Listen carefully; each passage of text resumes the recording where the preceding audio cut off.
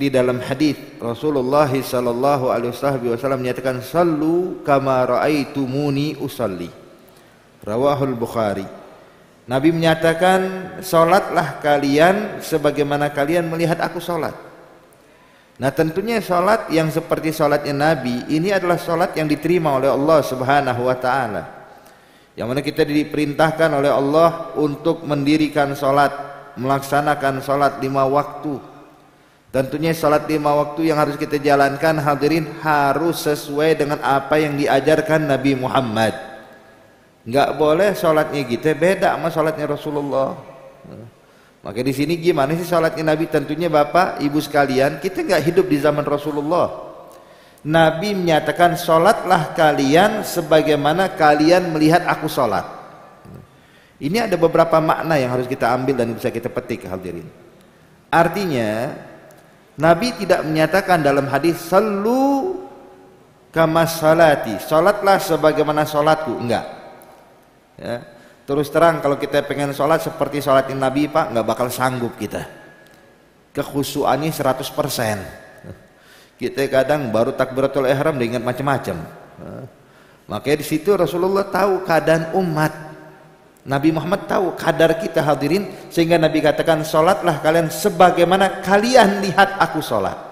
Arti tidak seperti salatku 100%, paling enggak mirip-miripkanlah salat kalian dengan salatku. Bagaimana cara ruku yang benar, bagaimana cara i'tidal yang benar, bagaimana cara sujud yang benar, wahakadha. Makanya hadirin, kalau dinyatakan beb kita enggak pernah dapetin Rasulullah, kita enggak ngelihat Rasulullah, maka ketahuilah yang melihat salatnya Nabi adalah para sahabat. Sehingga para sahabat kalau salat mirip dengan salatnya Rasulullah. Terus kita bilang kita pun enggak melihat sahabat, ya udah. Yang melihat salatnya sahabat tabi'in. Kita juga enggak melihat tabi'in, ya udah. Yang melihat salatnya tabi'in, tabi'ut tabi'in. Dan terus berlanjut kepada ulama di zaman kita sekarang. Sebab ulama kita ini hadirin melihat bagaimana gurunya salat. Dan gurunya melihat bagaimana guru yang di atasnya sholat, terus sampai kepada tabi'in, sampai kepada sahabat, sampai kepada Rasulullah. Jadi intinya hadirin, hadirat yang dimuliakan Allah, kalau pengen sholat kita sempurna, sholat kita mirip dengan sholatnya Nabi Muhammad, maka belajarlah dari guru yang mempelajari ilmu tentang masalah sholat. Gimana sholatnya, gimana rukuknya, gimana i'tidalnya. Alhamdulillah para ulama-ulama kita bukan cuma mengajarkan tapi menuliskan kaifiyah bagaimana cara sholatnya Nabi Muhammad. Tinggal kita ikutin hadirin. Nah, insya Allah Bapak Ibu sekalian akan dijelaskan secara detail dalam kitab ini bahwasanya sholatnya Nabi itu Pak bukan cuma gerakan, tapi ketahuilah kata Imam Al-Haddad, sholatnya Nabi Muhammad sallallahu alaihi wasallam itu melaksanakan zahir dan batin. Jadi salat ini ada zahirnya, ada batinnya. Kalau zahirnya apa? Zahirnya kayak rukuknya kita, ya, itu membungkukkan badan sekiranya telapak tangan bisa menyentuh lutut. Ya, sebab yang namanya ruku itu adalah al-inhina. Pengertian ruku adalah menundukkan badan sekiranya telapak tangan bisa nyentuh lutut. Jadi kalau seandainya kita cuma bergerak dikit doang Pak, itu belum ruku namanya. Ruku itu kalau seandainya kita pakai tangan kita nyentuh lutut, kepegang lutut kita, itulah ruku. Ya, itulah ruku. Jadi kalau cuma nunduk sedikit belum, nunduk seperti ini. Dan sunnahnya ruku itu hadirin sekiranya bagian kepala dan badan kita sejajar. Ya. Jadi kalau diletakkan sahifah atau nampan di atasnya nggak goyang, mantap. Udah kayak meja. Ini baru ruku yang benar, ruku yang sesuai dengan apa yang diajarkan Rasulullah sallallahu alaihi wasallam. Jadi nggak terlalu nunduk. Ini sebagian orang kadang-kadang berlebihan. Rukunya bukan nyentuh lutut, rukunya dia nyentuh betis. Ini kelebihan hadirin. Ya. Sampai nunduk banget. Jangan. Ya, jadi nyentuh sekiranya nyentuh lutut. Dan sunnahnya ketika menyentuh lutut juga hadirin, disunnahkan telapak tangan kita ini ya, diarahkan ke bawah dan sedikit direnggangkan jarinya. Jadi bukan rapat, bukan begini, tapi agak direnggangkan. Ya. Bukan begini, bukan nyamping, Kadang orang ruku tangannya nyamping begini, lah begini. Ya. Sekiranya telapak tangannya, jarinya turun ke bawah dan agak sedikit direnggangkan. Ya. Bukan terlalu renggang, juga bukan tidak rapat, ya, ini sedang begini. Kemudian terjadi perbedaan pendapat antara ulama, apakah ruku itu mata kita melihat tempat sujud atau melihat ujung jemari kita, ujung jemari kaki. Sebagian ulama mengatakan sunnahnya dalam sholat melihat tempat sujud, bahkan dalam ruku. Nah, jadi kita disunnahkan lihat tempat sujud dalam keadaan sholat tuh, baik kita qiyam, ruku, i'tidal, sujud, lihat tempat sujud kita biar fokus ke satu titik. Ya, namun sebagian ulama bilang lah, kalau ruku ngelihatnya ujung jemari kaki. Ya. Kenapa? Sebab katanya kan tadi dibilang sunnahnya ruku itu kalau seandainya kepala dan badan sejajar. Ya. Jadi kalau kita ngelihat ujung jemari kaki sejajar Pak, tapi kalau ngelihat tempat sujud bakal ngangkat sedikit kepala kita. Maka oleh sebab itu terjadi perbedaan pendapat antara ulama waktu ruku melihatnya tempat sujud apa jemari kaki. Sebagian ulama mengatakan lihatnya ujung jemari kaki kita. Biar sejajar sesuai dengan apa yang disabdakan oleh Nabi Muhammad. Kemudian i'tidal, audul qaim ala makana qabla ruku'ihi, ya, berdiri dia tegak, ya, mantap, ya, sekiranya hadirin pandangan melihat tempat sujud, ya. Dan nanti memang ada pendapat ulama bilang diturunkan tangannya seperti ini, ada yang mengatakan sedekap. Keduanya benar, keduanya benar. Yang mau lurus begini boleh, yang mau sedekap juga boleh. Jadi jangan gara-gara sedekap sama nggak sedekap jadi berantem ntar. Wah salah tuh yang sedekap, wah justru yang nggak sedekap yang salah. Semuanya benar, yang salah yang kagak sholat hadirin. Itu baru salah. Selagi sholat mas semua benar insya Allah. Jadi intinya kenapa kok ada dua pendapat ulama? Dalam mazhab Syafi'i disunnahkan tuh diturunkan tangan begini. Ya, sunnahnya diturunkan tangan. Dalam mazhab Maliki sunnahnya sedekap. Ya, sunnah sedekap. Jadi memang ada perbedaan pendapat antara ulama, bahkan ulama mazhab. Jadi intinya adapun banyak ulama-ulama kita di Indonesia, walaupun mazhab mereka Syafi'i, tapi mereka mengambil pendapat seperti mirip dengan pendapat Maliki, yaitu dengan cara sedekap ketika i'tidal. Apa alasannya? Sebab dikhawatirkan banyak orang awam kalau i'tidal tangannya goyang-goyang.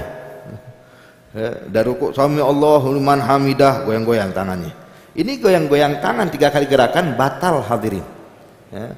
Kalau terjadi 3 gerakan berturut-turut bisa membatalkan sholat, maka mereka menyatakan sholatnya begini, sedekap, dipegangin tangannya biar nggak bergerak.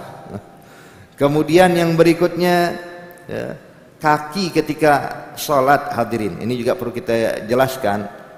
Kaki ketika sedang melaksanakan sholat jangan terlalu rapat, jangan juga terlalu renggang. Jadi sunnahnya kurang lebih sejengkal Pak, antara kaki kanan sama kaki kiri sunnahnya sejengkal. Ada orang rapet banget kakinya, masya Allah, nggak tahu kenapa ya. Ini orang yang kalau sholat kakinya rapat, disenggol dikit jatuh, goyang badannya. Yang terlalu renggang juga nggak bagus, makanya di situ disunnahkan sejengkal. Kurang lebih sejengkal lah, nggak mesti harus sejengkal ya, kurang lebih sejengkal. Begitu juga saat i'tidal, pandangan lihat tempat sujud, kemudian dia sujud.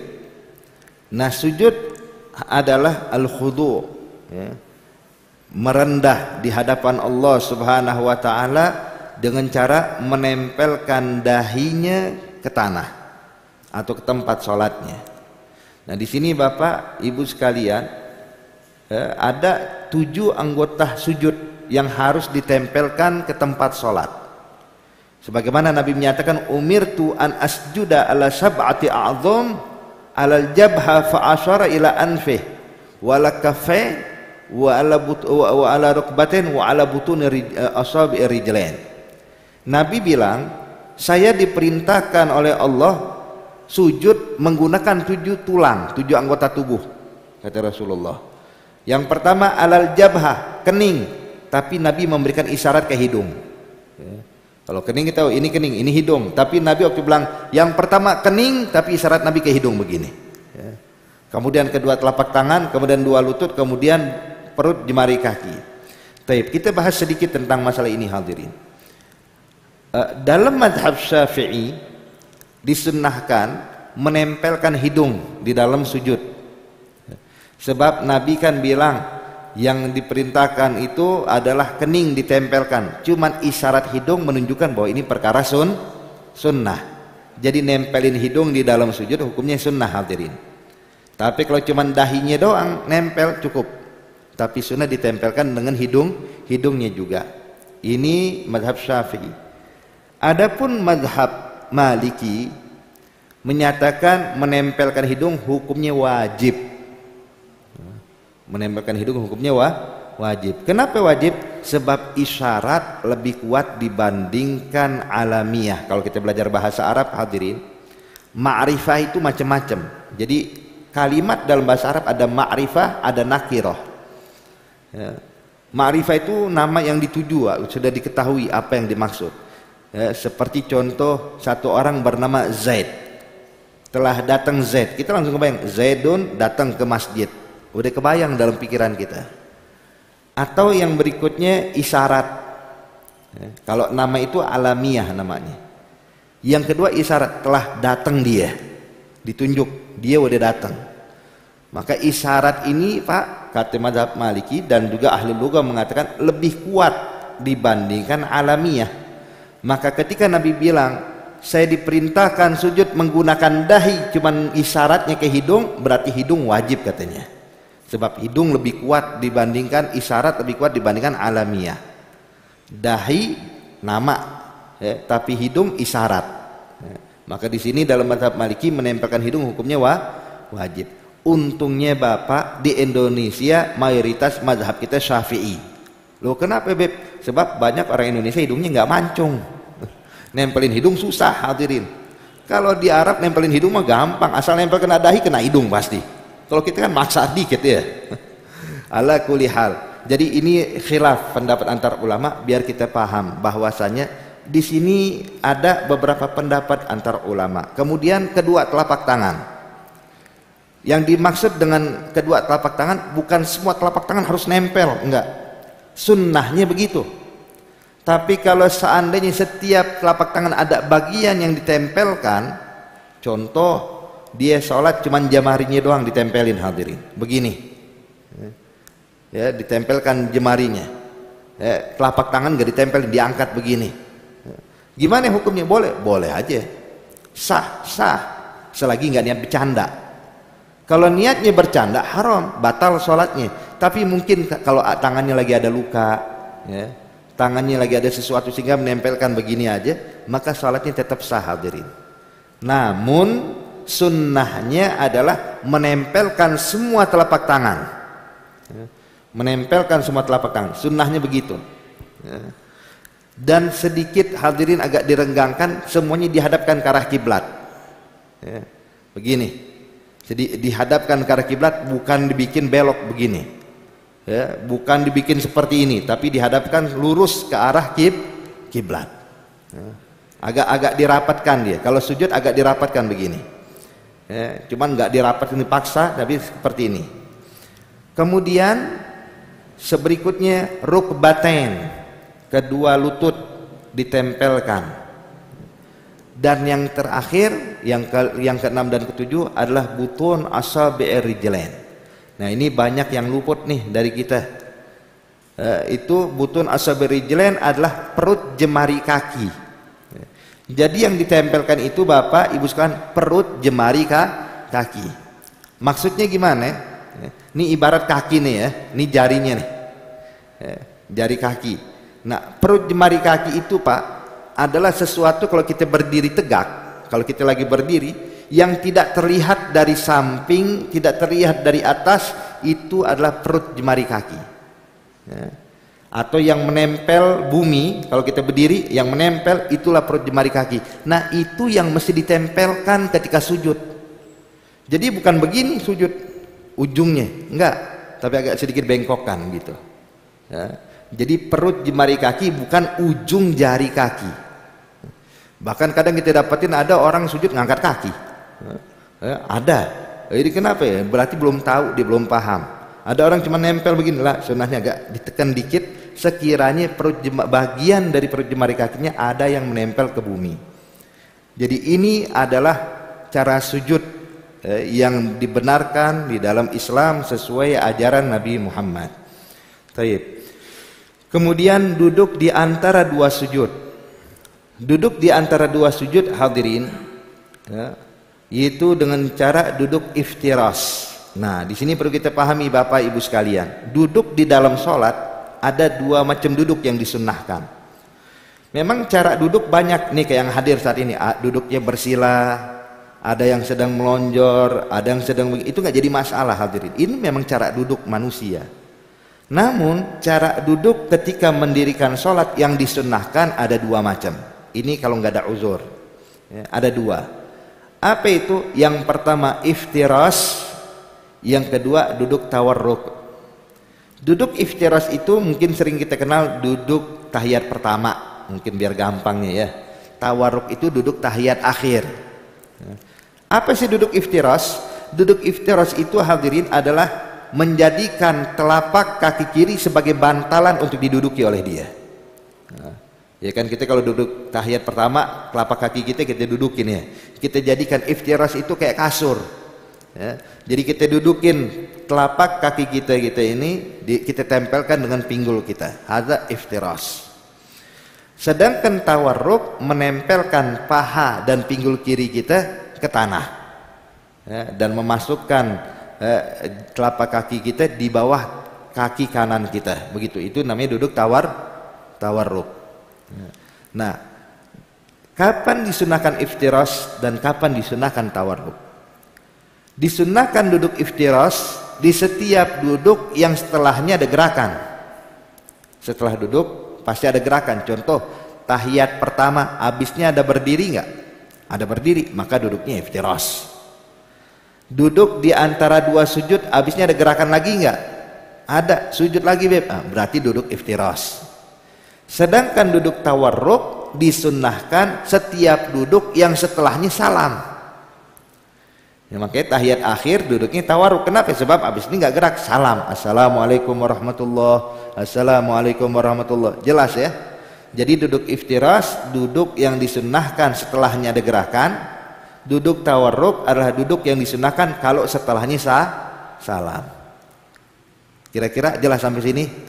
Nah, sekarang hadirin, beb, gimana kalau orang pengen sujud sahwi? Sujud sahwi gimana beb?